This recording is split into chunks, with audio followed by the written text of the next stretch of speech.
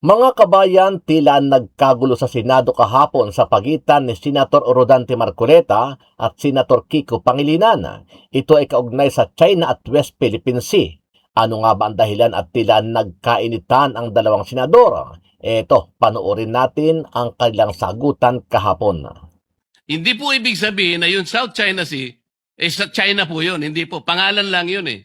Yung 6.1, yun ang chapter po doon sa S-23 para basahin po ninyo at makita ang coordinates. Wala po tayong pinagtatalunan tungkol dito. Hindi ko po kailanman dinidepensa ng China. Gusto kong palakasin ang ating paninindigan dito. Bakit hindi po tayo magkaintindihan? Napakasimple lang nun. So bakit tayo bumabalik dito sa debate ng meets and bounds? Para sa ano? Para pahinain natin yung naging award natin sa International Tribunal? Para questionin natin na yung award natin ay kulang? Unclose ang basehan ng ating pagkapanalo. Walang pinag-uusapang meets and bounds sa usapin po nung determination ng ating exclusive economic zone, Mr. President. Kung maintindihan ng ating butihing senador yun, hindi tayo magkakaroon ng ganitong hindi pagkakaunawaan. Ano ang masasabi mo dito, kabayan?